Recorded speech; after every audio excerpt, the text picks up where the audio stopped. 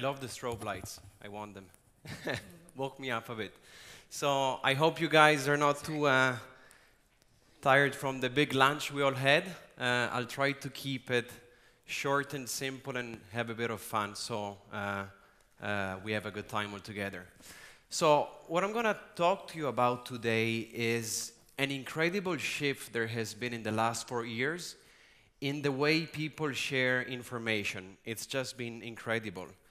And I'll tell you also how we can use artificial intelligence, in this specific case, computer vision, so image recognition, in order to access to extremely valuable and measurable brand insights for this completely new world in which we live today. So quickly on the reasons why I can tell you more about it. Olga did a great job introducing a bit why I can tell you more about it. But once again, I'm the CEO of a company called Logograb. The quick story about us is that we are former Google researchers. We have actually built some of Google's core image recognition technologies back in the days at Google. And at Logograb, we have built the best technology to find logos in very, very large volumes of both images as well as video. So what's interesting is that we actually don't deliver our technology to the end consumer. So we don't work with brands or consumer, with the end client. But we partner with industry leaders in multiple industries which integrate our technology inside their products in order to deliver more value to their brand clients. Now, the industries we operate in are multiple. We go from brand protection and counterfeit detection with clients like eBay. We're very strong in retail intelligence with clients like Nielsen. But today I want to focus on something that is more relevant to the story I'm telling you about, this big change in the share of information.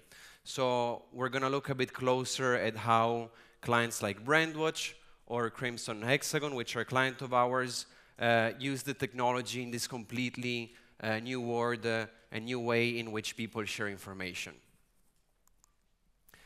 So, finally going back to the story where we started. This is a story about humans. And it's a very interesting story in understanding how, as humans, we manage to convert simple information into a commodity that we manage to monetize and we sell, and how we need to keep being ahead of the curve in terms of commoditizing this information and selling it, so to make our businesses successful in the future as well, and not just in the present day. So to start the story, we have to go a bit back in time. We have to go to the year 1440, where this good old chap named Gutenberg invented something called the printing press, which today sounds very obvious, but back in the days it was a big, gigantic revolution, because as a result of it, we started having a first true standardization of information and a first way to condense information, package it, and sell it to people. So we went through a profound transformation back in the days where humanity and society shifted from, sharing information with storytelling, where the information keeps getting broken and lost and you can't monetize it and package it properly, to reading, where now we have books. Inside these books, we can once again standardize them, condense our information, and sell this information and monetize on this information on a larger scale. Now, this is what happened in the last 500 years. We've been sharing information and condensing it over books, but in the last 4 years, we have been seeing a new big transformation in the way we package and share information, and most of us are not really realizing what's happening yet because it's so early days. But this new big shift is that we're moving from books to mobile, and as you will see, the transformation in mobile is bigger than what we think. In fact, as a result of this big shift towards mobile, what happened in the last few years is that teen readers, so teenagers that don't read, actually tripled, 3 times more the number of teenagers don't read anymore from 2014 to 2016, because the way we access information is different today. It's no longer books. There's another way. It's not reading the way we access information. So it is true to say that mobile today is doing to reading what the printing press did back in 1440 to storytelling. It's a fundamental shift. We need to jump on this shift.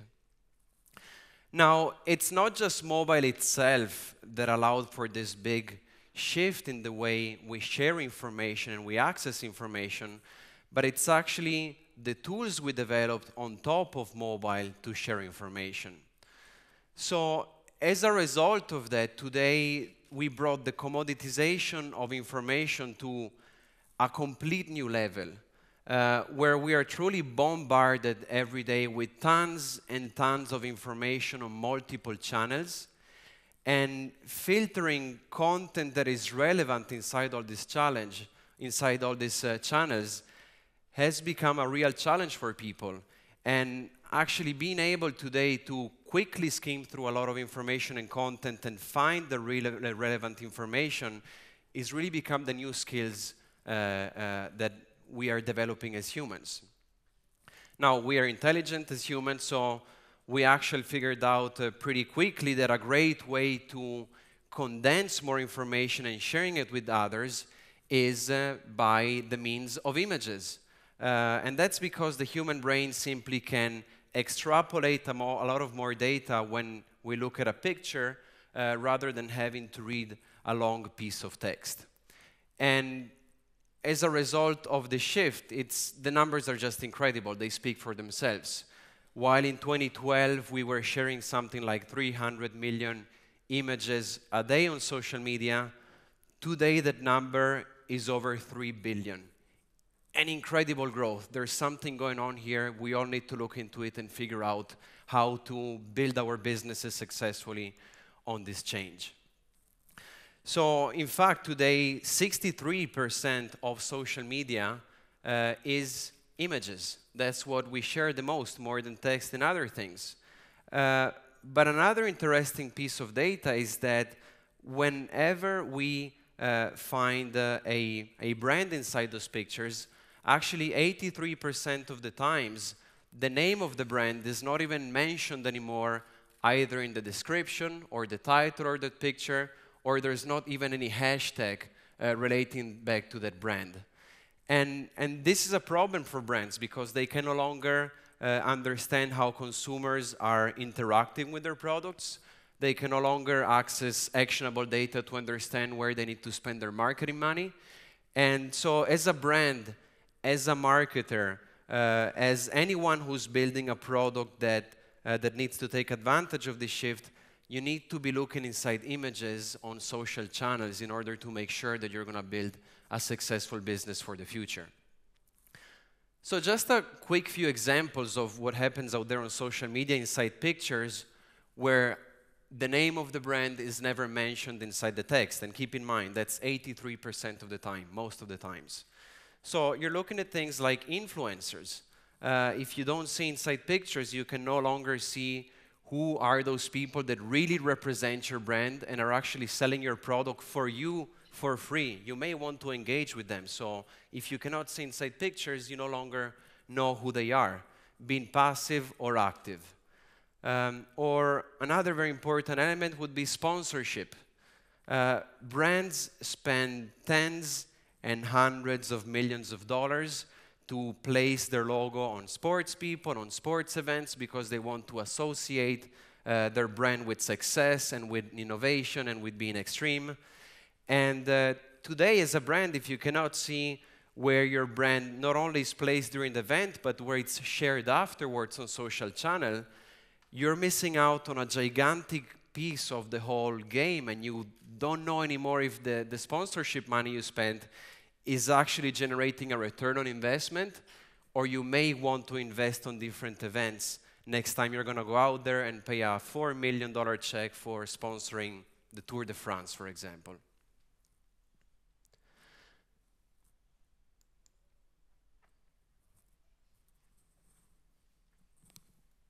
clicking, but it's not moving. Ah, here we are.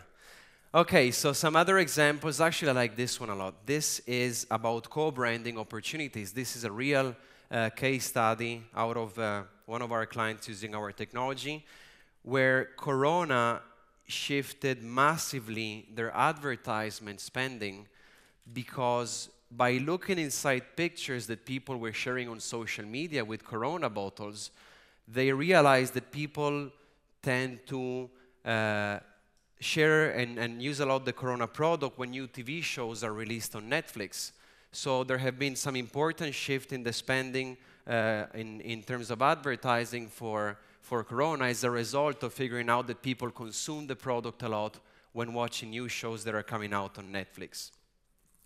And last one, and last example would be brand health.